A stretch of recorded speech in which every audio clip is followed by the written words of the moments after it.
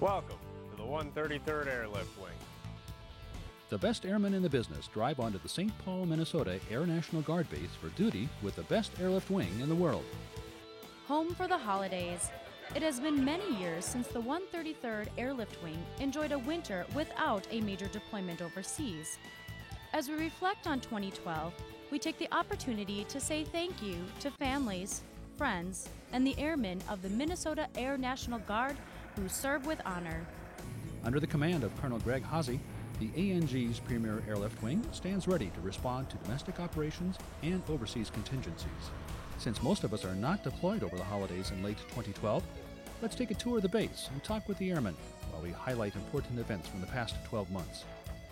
As 2012 began and many of us were preparing for Minnesota winter operations, the Civil Engineer Squadron had a large group of firefighters deployed to Southwest Asia, supporting Operation New Dawn. So we begin our tour at the fire barn and look at the accomplishments of the airmen there. Sergeant Jeremiah Wickenhauser was one of about 100 Minnesota airmen overseas, many of them firefighters. Theirs was a blended group, including many from Duluth's 148th Fighter Wing. I think our team and our guys did a fantastic job. We always stayed busy. We did an excellent amount of training, and then we also were able to provide a lot of crash fire rescue coverage as well as structural fire coverage. We had a great time. It was one of my best deployments.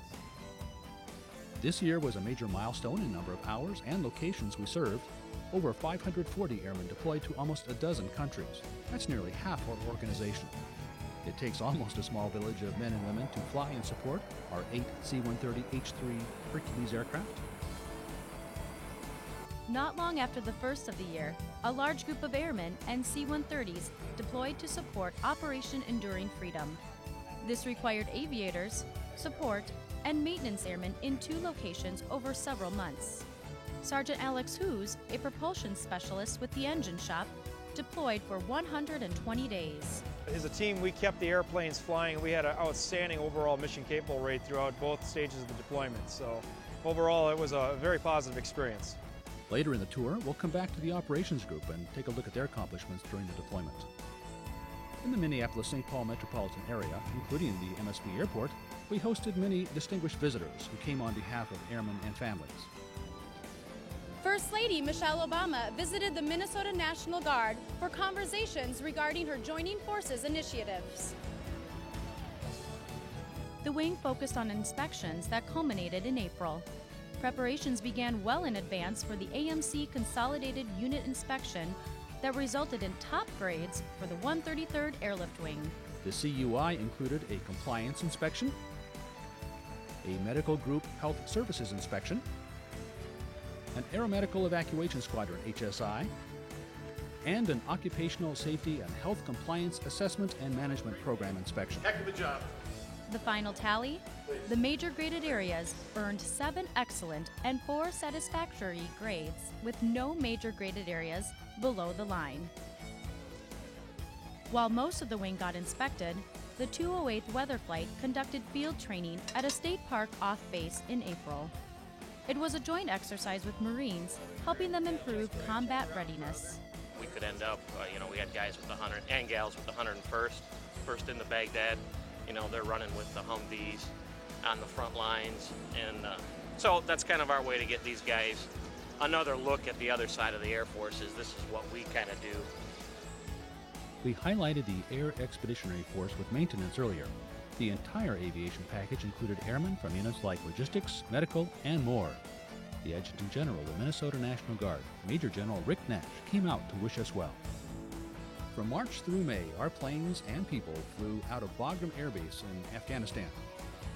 In about a 4-month stretch, the airmen and Hercs flew more than 1,700 combat sorties. They hauled an estimated 22,000 passengers and over 7,000 tons of critical cargo using airdrop and air-land capabilities. For Flight Engineer Sergeant Travis Green, it was his first deployment into combat.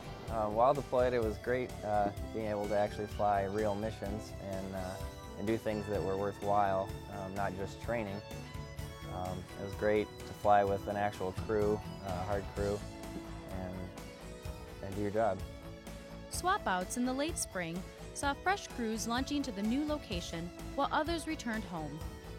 Many airmen remained in Southwest Asia as they moved to an undisclosed air base in the Persian Gulf region. During the swap out, the wing hosted embedded media members from the Minneapolis Star Tribune, which resulted in extended coverage and stories. Much of the stories revolved around families. And speaking of families, the July return of the AEF delighted loved ones. Both before and after the deployments, airmen and families attended Yellow Ribbon Reintegration Program events. These help smooth the transitions into and off active duty for everyone. Summer means baseball, and mixed with our deployment returns, the combination was wonderful for many. Master Sergeant Rob Resch, an aeromedical airman, took Rice his daughters at a Twins game in May. At another Twins game, we participated in a Women's Military Appreciation Day on Target Field. The citizens of Minnesota gave special recognition to women who served throughout the years. Our airmen were involved in the color guard, flag detail, and singing of the national anthem. Summer saw other activities such as Starbase classes, which included a graduation attended by the Minnesota National Guard Commander-in-Chief, Governor Mark Dayton. Youth camp at Camp Ripley is always a favorite of airmen and families. We took the opportunity during a training mission to park a C-130 on the ramp so campers could walk through the aircraft. Many of our wing members joined in athletic activities such as the base soccer team known as a Hercules, obstacle courses like the Tough Mudder, and we were involved in the Twin Cities River Rats water ski team. These provide opportunities for fitness, camaraderie, and great community relations. Let's get back on base and head to the alert hangar. Medical group folks, like many of us, pack up our units and head to other locations for training. According to the Medical Operations Officer for Minnesota SURF-P, Captain Kyle Williamson of the 133rd Medical Group, the SURF-P specializes in responding within 6 hours to treat trauma and critical patients in austere environments. They're fantastic. They're top-notch. Our team is nationally recognized as one of the best medical teams out there. Their training and evaluations prove it, like during the Patriot Guard exercise at Volk Field, Wisconsin in July. Aeromeds and communications airmen were supporting that exercise as well. Earlier in the year, the 210th Engineering Installation Squadron sent over 30 airmen to multiple locations in Southwest Asia. Before launching, they assembled with families under the eyes of the Patriot Guard, who showed up time and time again for departures and returns all year. While deployed, they supported numerous initiatives around Southwest Asia, like constructing a tower in Afghanistan using a helicopter. I really believe in the mission that we do. It's a great mission. You can't do anything nowadays without communications, whether it's internet, telephone, radio systems to communicate with airplanes. In late summer, Wingman Day brought opportunities for each of us to reflect on the 4 pillars of well-being. We heard from a chaplain and a comedian who reminded us to take care of each other. The First Sergeant of the Airlift Squadron and Wing Headquarters, Sergeant Carrie Isaacson, says we should always be aware of what's happening with our co-workers. I think it causes us to take pause and look at what we do as airmen and actually focus on the human aspect and promote morale and welfare within each other. Our wing always has the philosophy that taking care of our airmen means taking care of our families. Family Day brings airmen and loved ones together with food, fun, and other activities. Even though we took a few hours for family fun, the next day, the aircrew members and security forces teamed up for a new approach to survival training. Their goal was to make the scenarios as realistic as possible. From the ambush to the hijack, these airmen used their survival, evasion, resistance, and escape training to the fullest. It puts it in perspective, I guess, what can really happen. I guess, like, you know, there's such a break. A lot of people are older and don't, you know, going through it again makes it more realistic. Like, oh yeah, this is what can really happen. As mentioned earlier, we saw many distinguished visitors in 2012. They included the chairman of the Joint Chiefs of Staff, General Martin Dempsey, who was greeted upon his arrival at the Air Guard base by Governor Dayton, General Nash, and Colonel Hazy. The Air Mobility Commander, General Raymond Johns, reviewed many of our outstanding airmen and the wing's state-of-the-art facilities.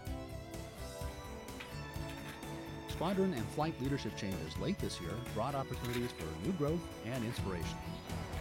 Always on the cutting edge, we pioneered a new way to serve as geographically separated persons, Airmen who belong to one State Guard unit but attend drill in another. Minnesota Cyber Warriors are paving the way into the new world of technology, providing excellence and innovation. Technology enabled a few of our deployed members to say hello during professional sporting events, while others were able to attend them in person. The Minnesota Timberwolves and the Minnesota Vikings celebrated the service of members of the wing and other military organizations. During the employer support of the Guard and Reserve event in the fall, many airmen brought their civilian bosses to the base. The wing always enjoys great support from civilian employers, and we are happy to show our appreciation. A breakfast briefing and even a C-130 flight gave them a picture of what we do while serving Minnesota and America in uniform. Whether we serve overseas or in domestic contingencies, like emergency missions to provide critical supplies to those affected by Superstorm Sandy in November, families, employers, and other citizens recognize your service. This year, very few wing members are deployed overseas for the winter holidays. It is a significant moment. We have been going almost non-stop for more than 11 years. With a distinguished history of service since 1921, providing critical support to the state and nation, 2012 stands as a momentous year. Citizens serving America, Airmen defending freedom.